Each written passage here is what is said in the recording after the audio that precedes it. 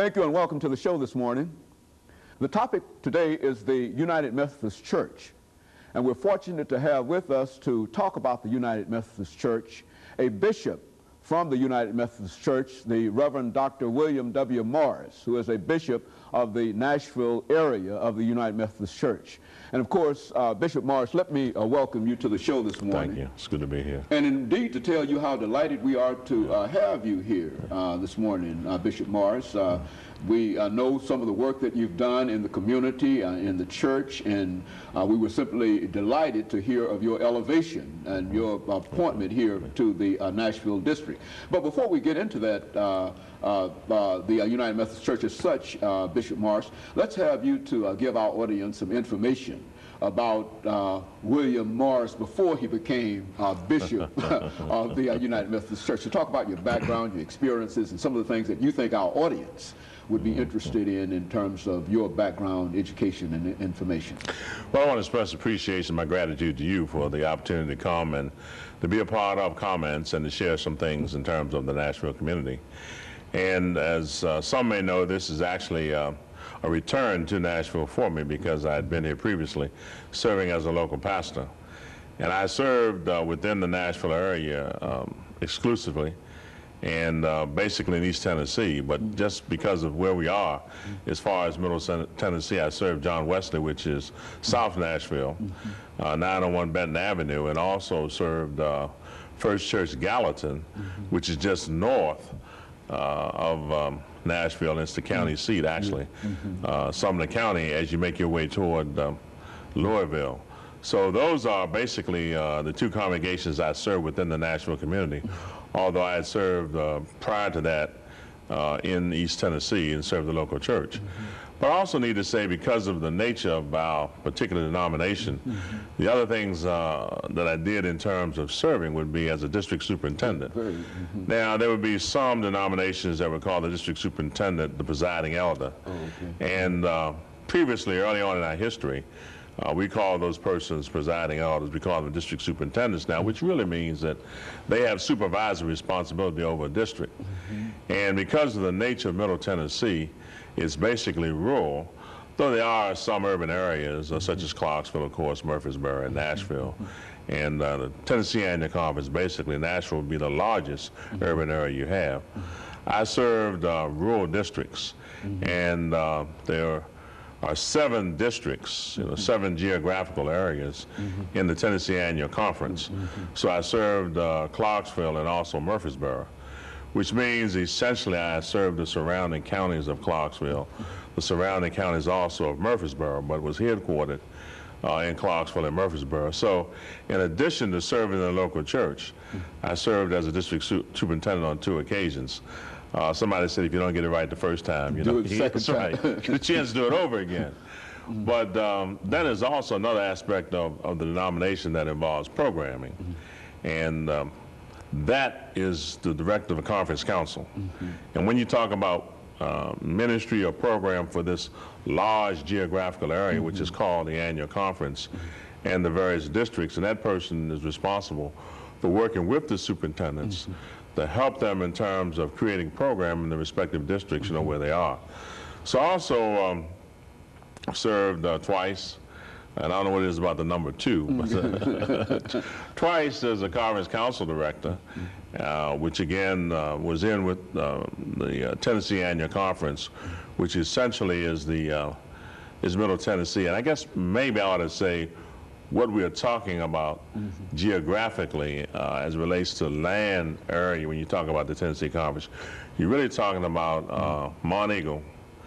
From Mount Eagle actually to the Tennessee River is the area you're talking about. And of course you're talking the Kentucky border, down all the way to the Alabama border is what you're talking about when you talk about actually the Tennessee Annual Conference. Now, as you indicated, you talked about the Nashville area. And of course, that means I also have the Memphis Annual Conference, which means I cross over the Tennessee River and everything that's west to Arkansas. Again, I have that particular geographical area also, although presidential residential responsibility is here in Nashville, which is to say the offices here in Nashville. I cover basically Well, I guess sort of 3/4 of Tennessee.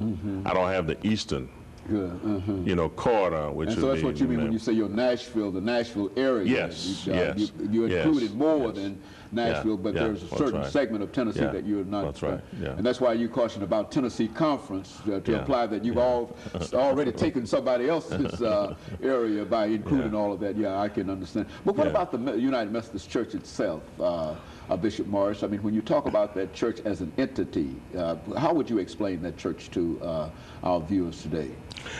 Well, I think what I would have to say is that there are many persons, when they think about the United Methodist Church, still refer to it as a Methodist Church because that's what they really remember. Good. Okay. But basically, we became the United Methodist Church in 1968. When we joined with the Evangelical United Brethren Church, then we took the name of the United Methodist Church, although people still, when they talk about it, they will still say the Methodist Church. There were some EUB churches that resided within the Tennessee Conference, although they weren't heavily here within this area. They were basically in Nashville and Knoxville, the two areas where we had EUB. So it's the United Methodist Church. I would say anywhere you see the cross and the flame. Good, okay. Whether it's on the highway and one of the blue signs or whether it's the marquee outside, anywhere you see the cross and the flame, that's United Methodist Church. That's one of the things that's very distinctive in terms of being able to recognize it. But more than that, I guess I'd have to say that John Wesley, of course, was the founder of United Methodism, who came out of the Church of England background. He never left the Church of England, but was responsible for founding of the United Methodist Church. And of course, the church took on a different flavor, which was pretty typical of all that took place in terms of when the United States became independent and was formed. Now, one time you had the Northern Church and the Southern Church, essentially. And in 1939, again, the two branches, which were basically Wesleyan in belief, came together and formed the Methodist Church in '39 in Kansas City, and then in '68 became United Methodist Church. Now I have to say that because of the fact that there are several other denominations that are of a Wesleyan heritage or background, simply because most of those churches came out of what was formerly the Methodist Church.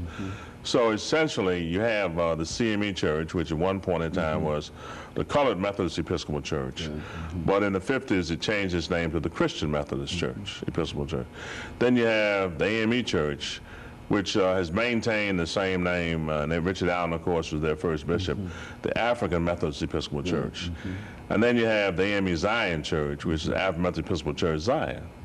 So all three plus ours, we all come out of the same tradition, though we are still basically four distinct denominations. Now, we do some things together. We do things together in terms of the community, in terms of local churches. And the bishops come together at least once every 4 years. And that particular group is the Pan-Methodist group. And we talk about how can we do ministry together? What are the ways in which we can further the Christian cause? Payne College is one of the colleges we work together with the CME Church. We work also, and of course Payne is in Augusta. We work also with Lane College, which is just down the road in Jackson, which is one of the strong churches in terms of the CME Church. So we're also involved in things we can do as far as education, is concerned. And we visit the annual conference meetings of one another, and when there is a bishop elected, then usually you will have a person from one of those denominations who will be involved in the consecration service. So there is some interchange. Very good. That takes place. Okay, and Bishop Morris, let me interrupt here for our first commercial break, and we'll be back with our audience following this short commercial break.